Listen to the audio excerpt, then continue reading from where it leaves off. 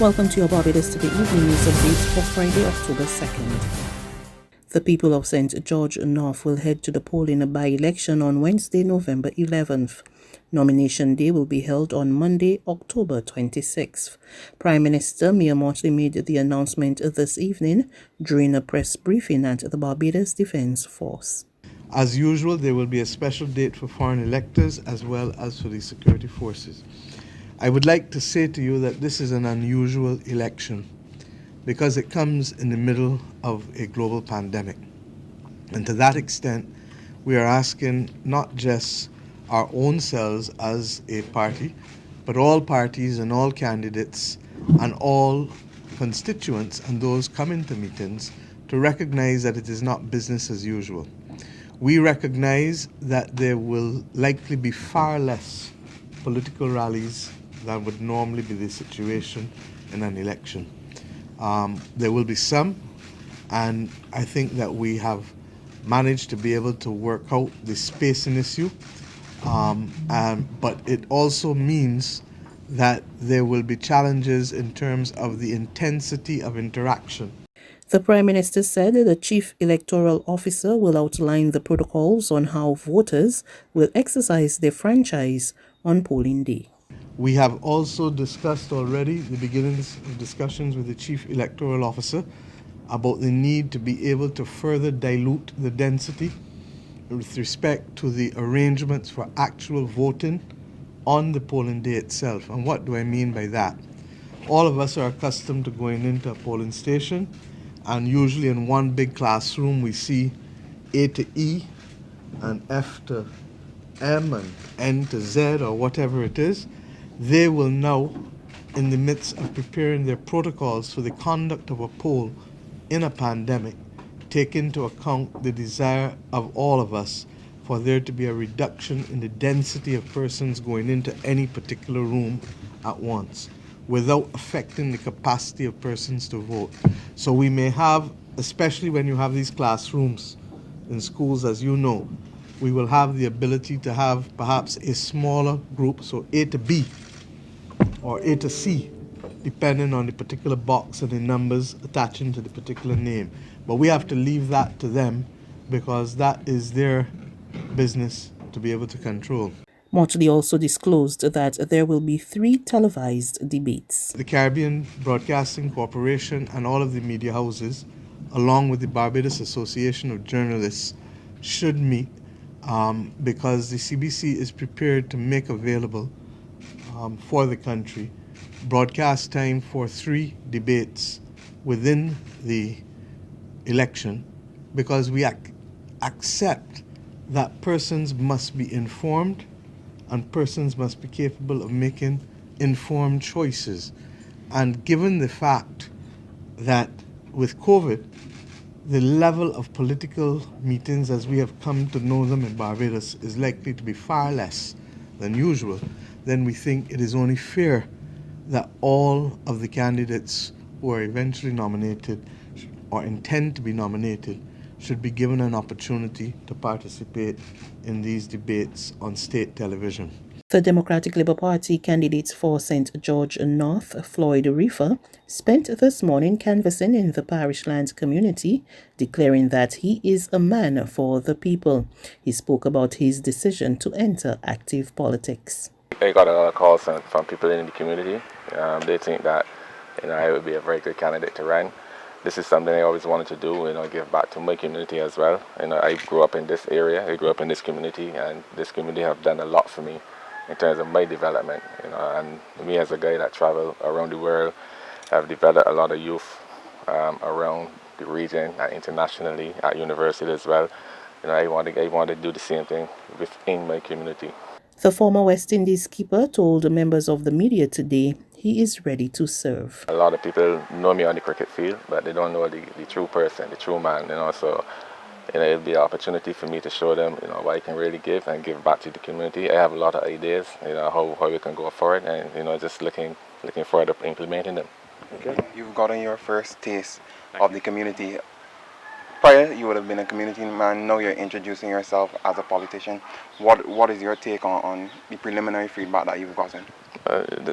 being in the community is easy for me. This is something I do all my life. Being around the community, mingling with people not only from here but all around the constituency. So, that part is easy for me. Like I said, being like you say, a politician, I'm a man for the people. I come here and I come to serve the people of the constituency. I think my chances are good. Like anything I see doing cricket, I go out there to win. I'll be putting my best foot forward and getting the support from all the people in the constituency. Some constituents also spoke to the media about the political hopeful. This is what they had to say. I think this is his first chance, right? So I will hope the best for him. And if he succeeds, see what he can do for us. I believe with the opening with Mr. Clark return, and I believe that give a good opening, because as we all know, he held the seat for over 20-somebody years or so. So now I believe that it stands a chance for Mr. Weaver, being a hometown person, someone who grew up here, and as all people know, cricketer who represented Barbados, West Indies, and you would have really learned down this area of Parshland. So we who live in this area, we believe that he would stand a chance, being a hometown boy, as we say, and a St. George man to be safe too. I think it was a move that it wasn't really expected, but still it's a good move for the BLP.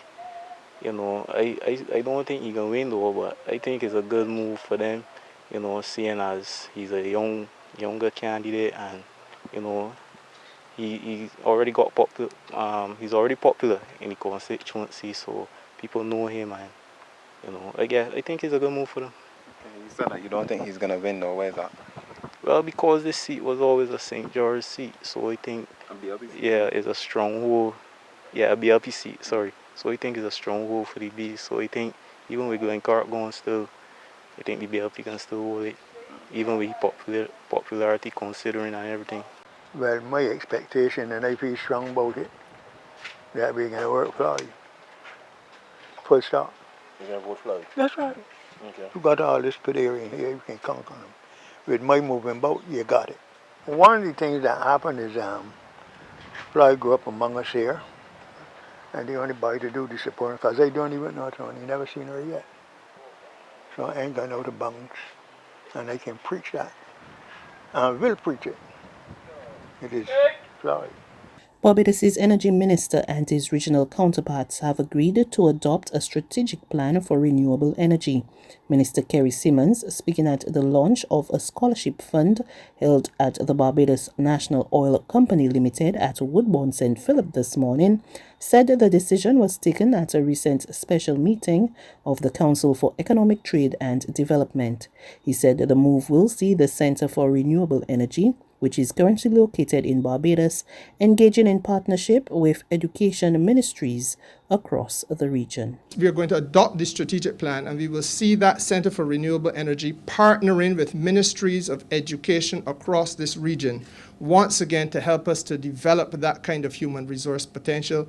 And we're going to target specifically those students who are involved in mathematics and in the arts, in science and areas of technology, so that we will be able to get them at the earliest stages in primary school and at secondary school to be able to understand the importance of and to buy into participating in the process of innovation and the use of renewables and renewable energy as we chart out the way forward for the economies of the Caribbean in the future. So it is a very important thing, not only here in Barbados, but it has been adopted across the region as a process. And again, it harkens right back to the core issue we're talking about today, using education as the vehicle to help this new sector progress. There's regional and international news after this short break.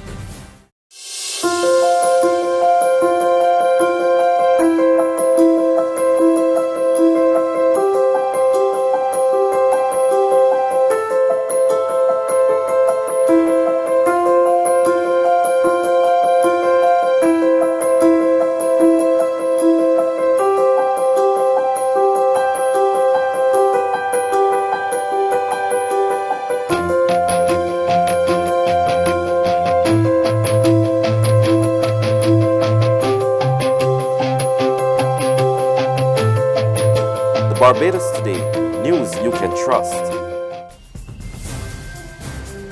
To news from our regional neighbors, Bermuda Premier David Burt and his ruling Progressive Labour Party secured a resounding victory in Thursday's general election. According to preliminary results, the PLP won more than 60% of the total vote in the three-week contest. Following his party's win, the Premier said now was the time for the country to unite, and he said the country had a difficult road ahead. It's time now to come together because we have a lot of work to do. Our platform pledged to rebuild our economy with Bermudians at heart. And tonight, I reach out to all Bermudians, but especially those who did not support us. We have an incredibly difficult road ahead for this country, and it is going to require us all to work together, whether we be government, opposition, business, unions, and citizens. I now say that it is time for us to put aside our red, our yellow, and our green, our historical divisions, and come together as one people, one Bermuda, to recover our economy and to build a more inclusive economy that benefits all. And finally, health experts in the United States have been weighing in on President Donald Trump's announcement that he and the First Lady tested positive for COVID-19. We get more in this report from Reuters TV. President Donald Trump, who on Friday revealed he had contracted the coronavirus, is more vulnerable to developing severe COVID-19 because of his age, gender, and weight. That's according to health experts who say these three factors give someone like Trump, who is 74 years old, a potential risk of around 4% of dying from the illness. The U.S. Centers for Disease Control and Prevention says people aged 65 to 74 have 5 times the risk of hospitalization and 90 times the risk of death from COVID-19 compared to young adults. But factors like overall fitness, activity levels, and pre-existing conditions can all make a significant difference. Information provided by a White House doctor in June puts Trump in the obese category, which triples his risk of needing hospital treatment, according to data from the CDC released in August. That's news. But for the very latest, visit us at www.barbadostoday.bb. You can also subscribe to our e-paper, email updates, or like us on Facebook, and sign up for our breaking news alerts via WhatsApp. We're also on Izumi Media in bus terminals, as well as screenplay at supermarkets and gas stations near you. And you can also hear us on Mix 96.9 FM and Capital Media HD 99.3 FM.